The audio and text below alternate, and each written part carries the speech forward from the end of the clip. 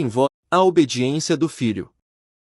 Tende em vós o mesmo sentimento que houve também em Cristo Jesus, pois ele, subsistindo em forma de Deus, não julgou como usurpação o ser igual a Deus, antes a si mesmo se esvaziou, assumindo a forma de servo, tornando-se em semelhança de homens, e, reconhecido em figura humana, a si mesmo se humilhou, tornando-se obediente até a morte, e morte de cruz. Pelo que também Deus o exaltou sobremaneira e lhe deu o nome que está acima de todo nome, para que ao nome de Jesus se dobre todo o joelho, nos céus, na terra e debaixo da terra, e toda língua confesse que Jesus Cristo é Senhor, para a glória de Deus Pai. Filipenses 2:5-11. Ele, Jesus, nos dias da sua carne, tendo oferecido, com forte clamor e lágrimas, orações e súplicas a quem o podia livrar da morte, e tendo sido ouvido por causa da sua piedade, embora sendo filho, aprendeu a obediência pelas coisas que sofreu e, tendo sido aperfeiçoado, tornou-se o autor da salvação eterna para todos os que lhe obedecem. Hebreus 5:7-9. O Senhor inicia a obediência.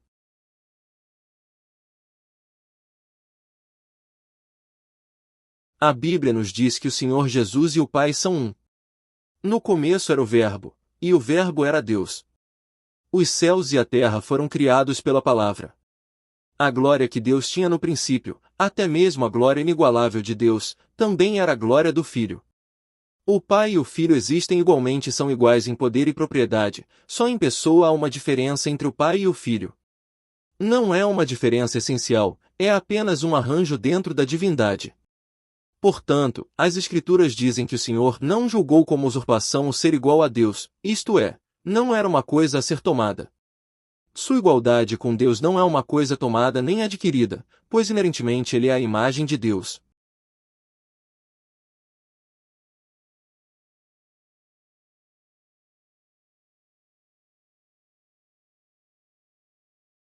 Filipenses 2:5-7 é uma seção e os versículos 8-11, outra. Nestas duas seções, nosso Senhor foi apresentado humilhando-se duas vezes, primeiro esvaziou-se de sua divindade, então, humilhou-se em sua humanidade quando veio a este mundo. O Senhor tinha se esvaziado de tal maneira da glória, do poder, do status e da forma de sua divindade que ninguém naquele tempo, a não ser por revelação, reconheceu-o como Deus, trataram-no como homem, uma pessoa comum neste mundo. Como filho, de boa vontade submeteu-se à autoridade do Pai e declarou: "O Pai é maior do que eu." João 14:28. Portanto, a perfeita harmonia na divindade. Alegremente o Pai assume o lugar de cabeça, e o Filho reage com obediência. Deus torna-se o emblema da autoridade, enquanto Cristo assume a posição de símbolo da obediência. Para nós, os homens, obedecer deveria ser simples, porque tudo de que precisamos é um pouco de humildade. Para Cristo, entretanto, ser obediente não foi uma questão simples. Foi muito mais difícil para ele ser obediente do que criar os céus e a terra. Por quê? Porque teve de esvaziar-se de toda a glória e poder de sua divindade e assumir a forma de escravo para poder obedecer. Portanto, a obediência foi iniciada pelo Filho de Deus. O Filho originalmente partilhou a mesma glória e autoridade com o Pai. Mas quando veio ao mundo, de um lado, abandonou a autoridade, de outro, assumiu a obediência. De boa vontade assumiu o lugar de escravo, aceitando as limitações humanas de tempo e espaço. Ele se humilhou ainda mais e foi obediente até a morte. Obediência dentro da divindade é a coisa mais admirável em todo o universo. Sendo Cristo obediente até a morte, sofrendo uma morte muitíssimo dolorosa e vergonhosa na cruz, Deus o exaltou sobremaneira. Deus exalta todo aquele que se humilha. Este é um princípio divino. Estar cheio de Cristo é estar cheio de obediência. Uma vez que o Senhor deu início à obediência, o Pai tornou-se o cabeça de Cristo. Portanto, uma vez que a autoridade e a obediência foram instituídas por Deus, é natural que aqueles que conhecem Deus e Cristo obedeçam. Mas aqueles que não conhecem Deus nem Cristo, não conhecem também a autoridade e a obediência. Cristo é o princípio da obediência. Portanto, uma pessoa que está cheia de Cristo deve ser uma pessoa que também está cheia de obediência. Hoje em dia, as pessoas costumam perguntar: por que eu tenho de obedecer? Considerando que ambos somos irmãos, por que eu tenho de obedecer a você? Mas os homens não têm qualificações para fazer tais perguntas. Só o Senhor tem esta qualificação, contudo ele jamais enunciou tais palavras, nenhum tal pensamento jamais penetrou em sua mente. Cristo representa a obediência, que é tão perfeita quanto a autoridade de Deus. Que Deus seja misericordioso com aqueles que proclamam conhecer a autoridade quando a obediência falta em suas vidas. O caminho do Senhor.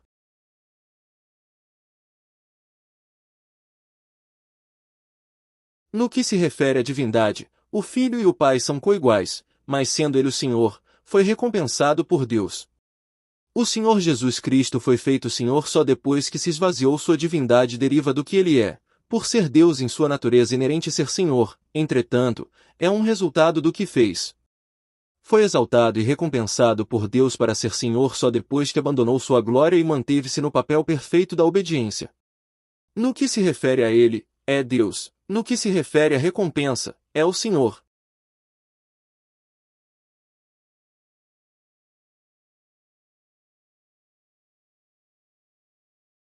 Seu senhorio não existia originalmente na divindade. A passagem de Filipenses 2 é dificílima de explicar, pois é muitíssimo controvertida além de ser muitíssimo santa. Vamos descalçar nossos pés e pisar terreno santo recapitulando esta passagem bíblica. Parece que no princípio houve um conselho da divindade. Deus idealizou um plano para a criação do universo. Nesse plano, a divindade concordou que a autoridade fosse representada pelo Pai. Mas a autoridade não pode ser estabelecida no universo sem a obediência, pois não pode existir sozinha. Portanto, Deus tem de encontrar a obediência no universo. Seriam criados dois tipos de seres vivos, os anjos, espíritos, e os homens, almas viventes. De acordo com sua onisciência, Deus previu a rebelião dos anjos e a queda dos homens, por isso não lhe foi possível estabelecer sua autoridade nos anjos ou na raça adâmica. Consequentemente, dentro do acordo perfeito da divindade, essa autoridade seria atendida pela obediência no Filho. A partir daí começaram as operações distintas de Deus Pai e Deus Filho. Um dia Deus Filho se esvaziou e, tendo nascido em semelhança de homem, tornou-se o símbolo da obediência. Considerando que a rebeldia surgiu nos seres criados, a obediência teria agora de ser estabelecida num ser criado. O homem pecou e se rebelou, por isso a autoridade de Deus tem de ser estabelecida na obediência do homem. Isto explica por que o Senhor veio ao mundo e foi feito igual ao homem criado. O nascimento de nosso Senhor é na realidade o aparecimento de Deus. Em lugar de permanecer como Deus com autoridade, colocou-se ao lado do homem, aceitando todas as limitações do homem e assumindo a forma de escravo. Ele enfrentou o possível perigo de não ser capaz de retornar com glória. Se desobedecesse na terra como homem, ainda poderia reclamar o seu lugar na divindade usando de sua autoridade original, mas, nesse caso, teria para sempre quebrado o princípio de obediência. Havia duas formas de o Senhor retornar, uma era obedecendo absolutamente e sem reservas como homem, estabelecendo a autoridade de Deus em todas as coisas, em todas as ocasiões, sem o menor toque de rebeldia, assim, passo a passo, através da obediência a Deus, tornar-se-ia o Senhor de tudo. A outra seria forçando seu caminho de volta, reclamando e usando a autoridade, o poder e a glória de sua divindade, se considerasse a obediência impossível através da fraqueza e limitações da carne humana. Mas o Senhor ignorou o segundo caminho e trilhou humildemente o caminho da obediência, até a morte. Tendo se esvaziado, recusou voltar atrás. Ele jamais tomaria um caminho assim ambíguo. Se o Senhor falhasse no caminho da obediência, depois de renunciar sua glória e autoridade divinas, assumindo a forma de escravo, jamais teria novamente retornado com glória. Só através da obediência como homem é que ele retornou. Assim ele retornou com base na obediência perfeita e singular. Embora sacrifício fosse acrescentado a sacrifício, ele demonstrou obediência absoluta, sem o menor toque de resistência ou rebeldia. Consequentemente, Deus o exaltou grandemente e o fez Senhor quando retornou à glória. Não foi Jesus que se encheu com aquilo de que uma vez se esvaziara, antes, foi Deus Pai. Foi o Pai que trouxe este homem de volta à glória. E, assim, Deus Filho também é agora Jesus homem em seu retorno à glória. Por causa disto, o nome de Jesus é preciosíssimo, não há ninguém no universo igual a ele. Quando na cruz exclamou tudo está consumado, proclamou não somente a consumação da salvação mas também o cumprimento de tudo que seu nome significa. Portanto, ele obteve um nome que está acima de todo nome, e diante do seu nome todo joelho deverá se dobrar e toda língua deverá confessar que Jesus é Senhor. Doravante, ele é Senhor bem como Deus. Ser Senhor fala do seu relacionamento com Deus, de como foi recompensado por Deus. Ser Cristo revela o seu relacionamento com a Igreja. Resumindo, então, quando o Filho deixou a glória não pretendia retornar com base nos seus atributos divinos, pelo contrário, desejou ser exaltado como homem. Desta maneira, Deus confirmou seu princípio de obediência. Como é imprescindível que sejamos totalmente obedientes sem o mais leve traço de rebeldia. O Filho retornou ao céu como um homem, foi exaltado por Deus depois que obedeceu na semelhança de homem. Vamos encarar este grande mistério da Bíblia. Quando se despediu da glória e se revestiu da carne humana, o Senhor determinou não regressar por virtude de seus atributos divinos.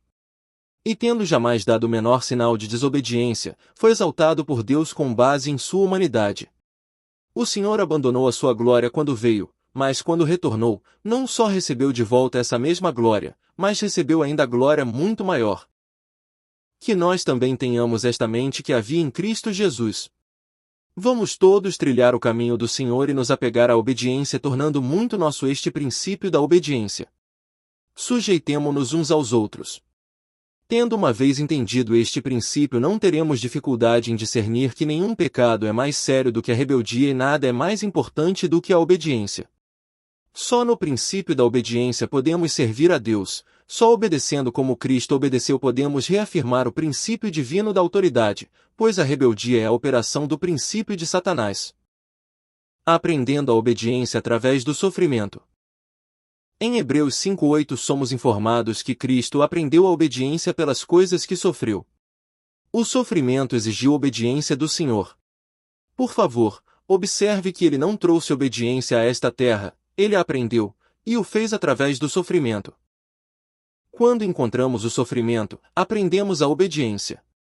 Tal obediência é verdadeira. Nossa utilidade não fica determinada através do nosso sofrimento, mas pelo tanto de obediência que aprendemos por meio desse sofrimento. Só os obedientes são úteis para Deus. Enquanto nosso coração não for amolecido, o sofrimento não nos abandonará. Nosso caminho passa por muitos sofrimentos, os que amam os prazeres e as coisas fáceis são inúteis para Deus. Vamos, portanto, aprender a obedecer no sofrimento. A salvação torna as pessoas obedientes e também alegres. Se nós só buscamos a alegria, nossas propriedades espirituais não serão abundantes, mas aqueles que são obedientes experimentarão a abundância da salvação. Não vamos transformar a natureza da salvação. Vamos obedecer, pois nosso Senhor Jesus, tendo sido aperfeiçoado pela obediência, tornou-se a fonte de nossa salvação eterna. Deus nos salva para que possamos obedecer à sua vontade. Se travamos conhecimento com a autoridade de Deus, descobrimos que a obediência é fácil e que a vontade de Deus é simples, porque o próprio Senhor sempre foi obediente e nos transmitiu esta vida de obediência.